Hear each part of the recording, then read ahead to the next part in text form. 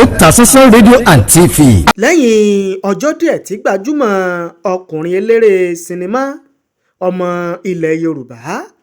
Kúnlé Àfọ̀dúnrìn táyé mọ̀ sí Kúnlé Afọ́d tó ṣe àbẹ̀wò sí àgbà ọ̀jẹ̀ òṣèré orí ìtàgé àti sinimá bàbá olóyè Lere Paimo táyé mọ̀ sí Eda Onílé Ọlá ògbórí ẹlẹ́mọ̀ṣọ́. Ọ̀pọ̀ àwọn èèyàn tí wọ́n jẹ́ olólùfẹ́ bàbá Lere Paimo àti eré sinimá eré orí ìtàgé lédè Yorùbá káàkiri àgbáńlá ayé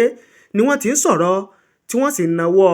ọrẹ sí bàbá àgbàlagbà náà. Ìdùnnú ló jẹ́ fún ọ̀pọ̀ àwọn olólùfẹ́ bàbá Eda Onílé Ọlá nígbà tí wòlíì àgbáyé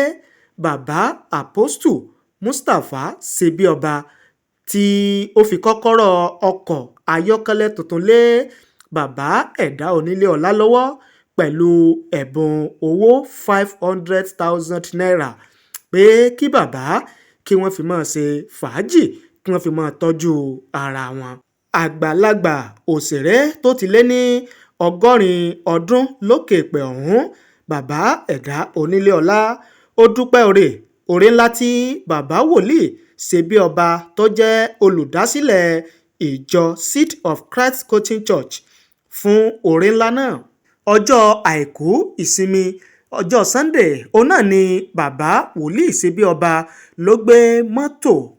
ayọ́kẹ́lẹ́ tuntun náà fún bàbá Eda Onílé Ọlá tó sì fi kọ́kọ́rọ́ ọkọ̀ náà lé lọ́wọ́ tí ọ̀pọ̀lọpọ̀ àwọn èèyàn sì ń dúpẹ́ tí wọ́n ń yọ̀ fún oore ńlá náà. Bákan náà ni wòlíì náà fún bàbá Eda Onílé Ọlá ní 500,000 naira kí bàbá kí wọ́n fi máa ṣe ìtọ́jú ara wọn.